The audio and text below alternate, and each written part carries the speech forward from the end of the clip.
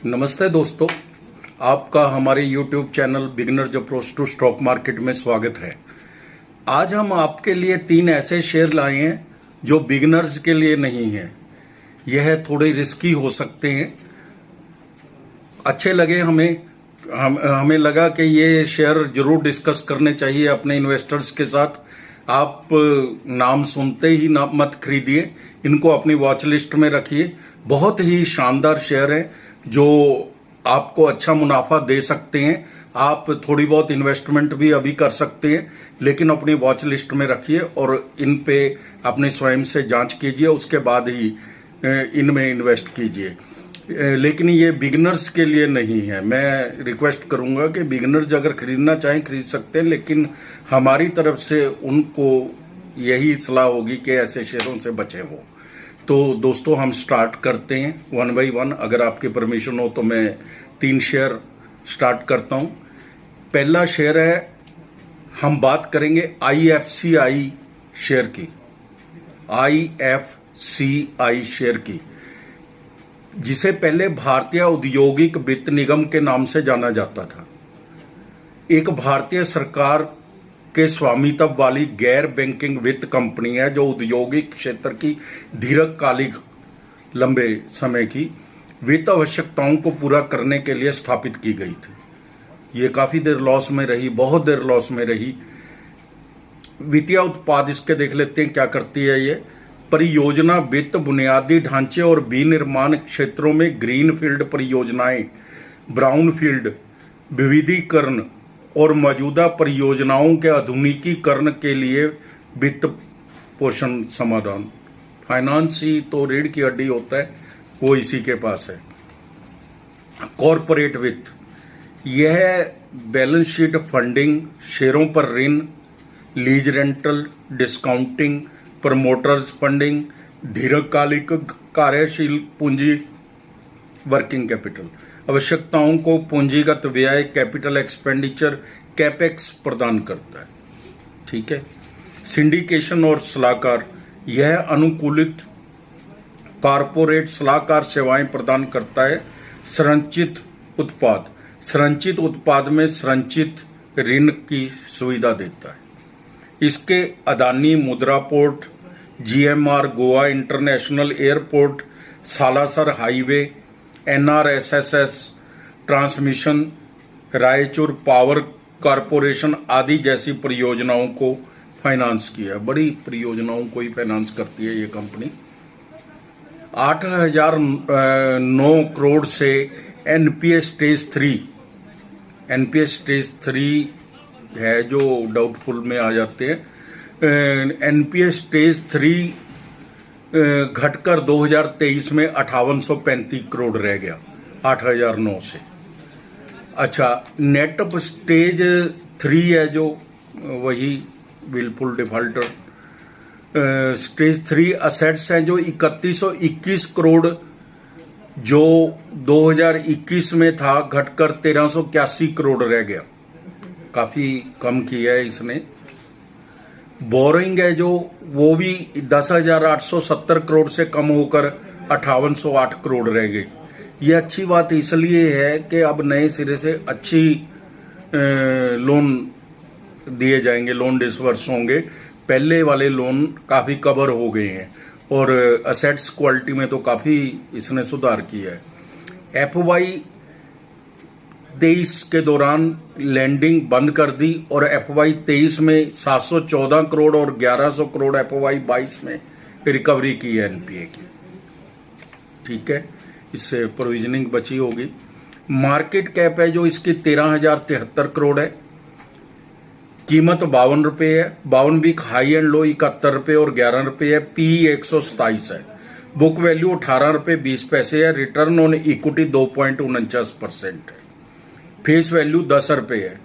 Promoters ने अपनी equity 1.40% बढ़ाई है, गवर्नमेंट ऑफ इंडिया ने।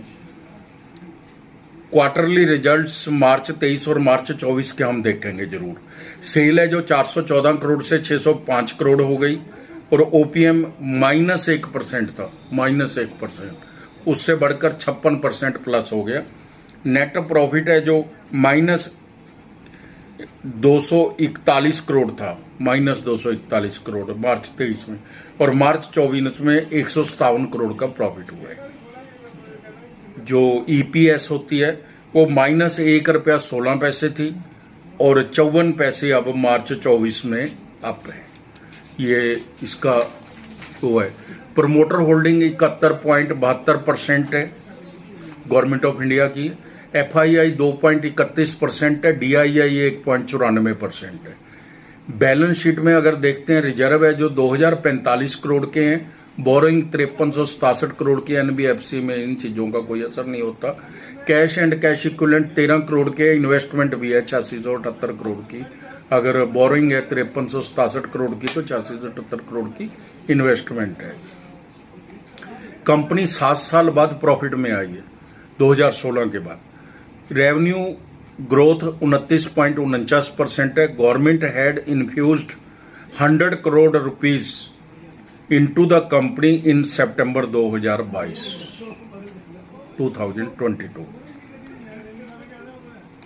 अप्रैल में 500 करोड़ आईएफसीआई में equity share on preferential basis subscribe कराए हैं। 500 करोड़ और भी इन्फ्यूज किया है कंपनी।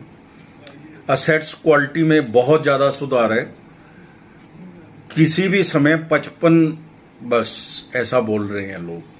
लंबी अवधि के लिए शानदार शेयर है। 1 वर्ष में 320%, 3 वर्ष में 383% का रिटर्न है। सभी कुछ ठीक लग रहा है। 60 से 70 रुपए तक की नज़र बना के रखिए। तो दूसरा शेयर दोस्तों जो हमने लिया है वो है TAC InfoSec limited. TAC InfoSec limited. TAC securities ने 5 अप्रैल 2024 को एनएससी एमर्ज पर ऑफर मूल्य पर 174% प्रीमियम के साथ शुरुआत की थी। कंपनी ने अपने आईपीओ के माध्यम से 29.99 यानी 30 करोड़ रुपए जुटाए और $1 बिलियन से अधिक की बोलियां प्राप्त की। 422 गुना अधिक सब्सक्राइब हुआ था यह शेयर, जिस शेयर की बात हम कर रहे हैं, टीएसी इन्फोसेक लिमिटेड। 2016 में स्थापित टीएसी इन्फोसेक एक सेवा SaaS मॉडल के रूप में सॉफ्टवेयर के माध्यम से साइबर सुरक्षा समाधान प्रदान करने में माहिर है। वे घरेलू और अंतर्राष्ट्रीय स्तर पर विभिन्न उद्योगों और आकारों के ग्राहकों के लिए जोखिम आधारित भेद्यता प्रबंधन, साइबर सुरक्षा मात्रा को ठहराव और प्रवेश परीक्षण पर ध्यान केंद्रित करती है। बहुत अच्छा इसका सॉफ्टवेयर है। शेयर बाजार में विशेषज्ञ विजय केडिया द्वारा यह समर्थित है। यह कंपनी, उसके भी शेयर हैं इसमें। इसके क्लाइंट्स हैं बैंक, वित्तीय संस्थान, सरकारी नियामक और विभाग, बड़े उद्यम जो जिनके कारपोरेट कार्यालय होते हैं समेत, जैसे HDFC, बंधन bank, BSE, national payments corporation of India, DSP investment management private limited शामिल है। कंपनी ने वित्त वर्ष 23 में 24 ग्राहकों को सेवा प्रदान की है। छोटी कंपनी है, 24 ग्राहक बहुत होते हैं। मोतीलाल ओसवाल फाइनेंशियल सर्विसेज और NSDL एंड गवर्नर्स ने भी इस कंपनी की सेवाएं ली है। टॉप 10 ग्राहकों से 96% रेवेन्यू आता है, 5 ग्राहकों से 74%, 1 ग्राहक से 71% आता है। यह इसका नेगेटिव पॉइंट है। यह मोटा मोटी हम इसके बारे में जान सकते हैं कि ज़्यादा डिटेल में हम नहीं गए तो वीडियो लंबा हो जाता है, लेकिन हमारे पास थी इसके वो तो ज़्यादा नहीं गए क्योंकि लंबा हो जाता है वीडियो। बाजार का आकार 657 करोड़ है, कीमत 627 रुपये है। 52 वीक हाई एंड लो 629 रुपये और 261 रुपये है। रिटर्न ऑन इक्विटी 98.5% है, हाईएस्ट 98.5%। सीधा एक शेयर पे return 98.5%। Return on capital implied पे भी लगभग 90% है, 89.80% है। फेस वैल्यू 10 रुपये है। कंपनी पर कोई कर्जा नहीं है। IT सॉफ्टवेयर सेक्टर है इसका और एकल finance services Tata technology, KPIT, इसकी पीयर कंपनी आप मान सकते हैं। शेयर कैपिटल है जो सिर्फ 0.45 यानी कि 45 लाख है सिर्फ, और रिजर्व है जो 7 करोड़ 23 लाख के हैं, और बोरिंग है जो वो 36 लाख की है, जिसको आप कर्जा नहीं मान सकते। कैश फ्लो प्लस 1.15 करोड़ है जो इसके अपने सोर्सेज से आता रहता है, इसलिए कैश की कोई प्रॉब्लम नहीं है। सितंबर 23 में रेवेन्यू है जो 5 करोड़ 2 लाख था, और प्रॉफिट 1 करोड़ 94 लाख था। और इसका आपको ध्यान रखना चाहिए कि इसकी जो इक्विटी है वो सिर्फ 45 लाख है। बहुत अच्छे रिजल्ट्स कंपनी दे रही है, रिटर्न ऑन इक्विटी बहुत ही ज़्यादा है, बहुत ही अच्छी है।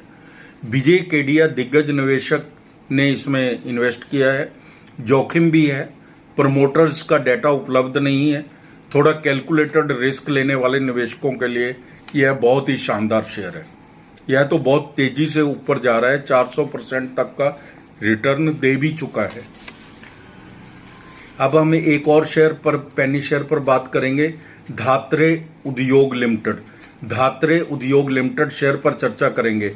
यह पेनी शेयर है, 100% रिस्की होते हैं। यह शेयर बहुत थोड़ी इन्वेस्टमेंट स्वयं से जांच करके ही लगानी चाहिए। 1996 में यह कंपनी निगमित हुई थी। धात्रे उद्योग लिमिटेड विभिन्न प्रकार के आयरन और स्टील उत्पादों के निर्माता है।